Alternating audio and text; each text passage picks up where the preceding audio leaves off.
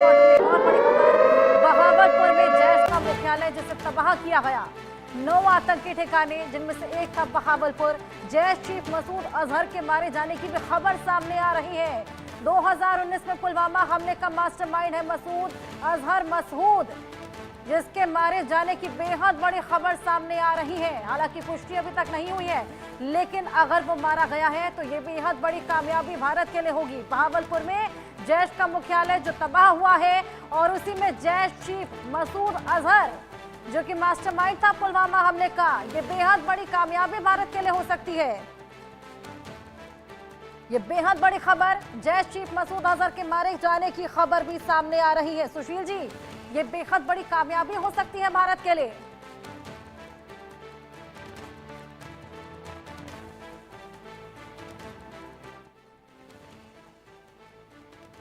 सुशील जी, आप मुझे सुन पा रहे हैं?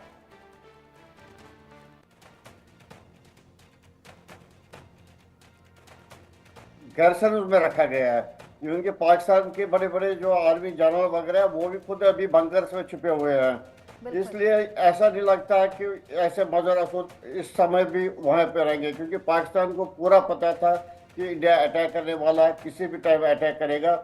इसलिए उन्होंने सारे आतंकवादियों को वहां से कम कर दिया था।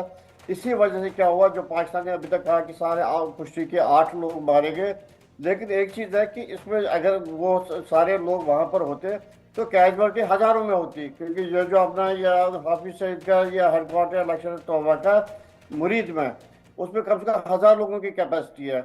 और ऐसे ही जो अपना मसूद अजहर का वहाँ पर भी जो 26/11 का वो जो बॉम्बे अटैक हुआ, वहाँ जो वहाँ की तरकीब वहीं से हुई, वहाँ पर भी 150-200 आतंकवादी हमेशा रहते हैं। इसलिए लगता है कि वैसे हो भी सकता है मारा गया हो, लेकिन मेरे को नहीं लग रहा कि वो इस समय वहां पर होगा, क्योंकि जिस हिसाब से पाकिस्तान को बुखार चढ़ा था कि इंडिया अटैक करेगा, खुद ये अपना मुनीर साहब वो बंकर्स में छुपा हुआ है, कि इसलिए पॉसिबिलिटी कम लग रही है।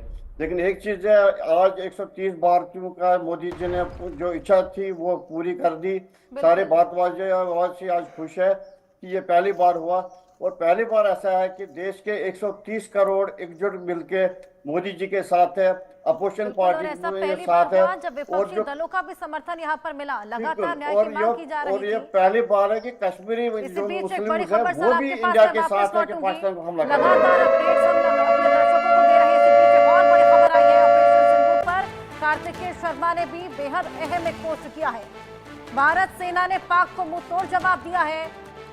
ये पोस्ट यहां पर किया गया, बेहद अहम ये पोस्ट। आतंक के विरोध सेना का साहसिक कदम अतुलनीय। देखिए, ये पोस्ट भी आपकी टीवी स्क्रीन पर है। हम सेना साहस को नमन करते हैं। कार्तिकेय शर्मा यहां पर ये पोस्ट करते हुए नजर आए हैं। आलोक मेहता जी, अब एक्सपोज का सिलसिला शुरू हो गया है। लगातार जिस न्याय की मांग की जा रही थी, अब वो न्याय यहाँ पर सर्व कर दिया गया है। हालांकि ये महज शुरुआत है, ऐसे तमाम हमले अभी और बाकी है, तमाम आतंकी ठिकाने अभी और बाकी है जिन्हें निशाना बनाया जाना है। कार्तिकेय शर्मा का भी एक्स का पोस्ट सामने आया है इसी कड़ी में। देखिए, कार्तिकेय जी ने तो कहा, चूंकि सांसद भी हैं और हमारे चेयरमैन हैं, मैनेजिंग डायरेक्टर हैं, मेरा एक कहना है, अभी हम लोग अतिथियों से बात कर रहे थे, सेना के जो हमारे दीवान साहब हैं उन्होंने बहुत सही बात कही। 71 वार के बाद ये पहला इतना बड़ा ऑपरेशन है जो, देखिए, इसमें बहावलपुर जो पंजाब, मेरा ख्याल दीवान साहब ज्यादा उस एरिया को चूंकि जानते हैं, और दूसरा इलाका जो लाहौर से लगा है, ऐसे जो 9 ठिकाने हैं उनको मारा गया है। इसलिए मैं अभी भी कहूंगा कि जो अभी तुलना कर रहे थे हमारे श्रीवास्तव जी, ये नहीं आतंकवादी पर नहीं किया, आतंकवादियों के जो अड्डे थे बड़े बड़े। देखिए, मेरा ख्याल है, मैं तो मुजफ्फराबाद गया हूँ आज 2000 में, जब जनरल मुशर्रफ था, बहुत कम पत्रकार वहां गए। वहां तब से प्रशिक्षण उसके पहले से चल रहा था। ठीक है, प्रशिक्षण शिविर तो हम नहीं देख सकते थे, लेकिन फिर भी ये है कि तब कितनी बुरी हालत थी। इसलिए मैं कह सकता हूं कि मुजफ्फराबाद तो हम 119 किलोमीटर, आप कहें श्रीनगर से जी पहुंच सकते हैं, 140 किलोमीटर है, वहां बोर्ड लगा रखा है, वो तो कश्मीर का हमारा हिस्सा है। इसलिए उसके अलावा लेकिन बहावलपुर और लाहौर के बाद जो ठिकाने थे वो मारना, ये बहुत साहसिक कदम है। और मैं फिर से कहूंगा विद ऑल रेस्पेक्ट अपने गेस्ट के साथ, इजराइल से तुलना मत करिए। भारत इतना बड़ा देश है, आज वो सुपर पावर की तरह से है। इजराइल और उनका झगड़ा दूसरे तरह का है। यहाँ ये लड़ाई 1947 से चल रही है, जिसमें उन्होंने मुजाहिदीन के नाम पे भेजा, आतंकवादियों को ट्रेन करके लगातार हमले किए। 3-3, 4-4 बार हमारे प्रधानमंत्रियों के साथ समझौता हुआ। देखिए, वो आप याद करिए, ताशकंद समझौता हुआ, फिर उसके बाद शिमला समझौता हुआ, फिर अटल बिहारी वाजपेयी गए तब लाहौर समझौता हुआ, और इसके अलावा विदेश सचिव, यूनाइटेड नेशन, दुनिया भर में हम कहते हैं भैया तुम मान जाओ। इस बार, पिछली बार हमने किया था, एक छोटा प्रतीकात्मक कहना चाहिए कि था, ठीक है, उन्होंने कहा था कि देखो हम कर सकते हैं, नहीं तो आएगी घुस के तब भी मारा गया, वो भी मोदी सरकार आने के बाद। इसलिए प्रधानमंत्री नरेंद्र मोदी ने और हमारी सेनाओं ने जिस तरह से तालमेल किया है, ये ऐतिहासिक है पूरे विश्व में कि आतंक पर हमला है। प्रधानमंत्री ने एक बार नाम नहीं लिया पाकिस्तान का, इसको नाम दिया गया, तमाम ठिकानों का पता लगाया गया, हमला बोला गया, यहाँ पर बिल्कुल सटीक हमले किए गए हैं, केवल आतंकी ठिकानों को निशाना बनाया गया है। मकसद साफ था, मंशा साफ थी, केवल आतंकवाद की कमर तोड़ना, ये बेहद बड़ा मकसद। भूषण देवान जी, मैं आपके पास आऊंगी। जल थल नभ हर तरीके से तैयारी है, अभी फिलहाल एयर स्ट्राइक किया गया है, क्या लगता है अगला स्ट्राइक वाटर स्ट्राइक भी रह सकता है? बिल्कुल यही होना है। जब तक नेवल ब्लॉकेड नहीं होगा, जैसे 71 में भारतीय नौसेना ने कराची पे पेट्रोल डंप पे गोले बरसाए थे ओसा मिसाइल बोट से, जो 10 दिन तक कराची जलता रहा था।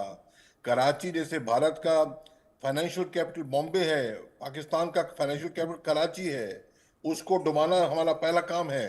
और वो नेवल ब्लॉकेड से जब होगा, और नेवल ब्लॉकेड से क्या होगा, पाकिस्तान का ऑयल नहीं है उनके पास 4-5 हफ्ते में ऑयल खत्म हो जाएगा। ऑयल स्टोरेज डंप उनके जो हैं, अस्त्र जो आ रहे हैं, टर्की सप्लाई कर रहा है, ये सब जब कर रहा है, ये सब खत्म हो जाएगा।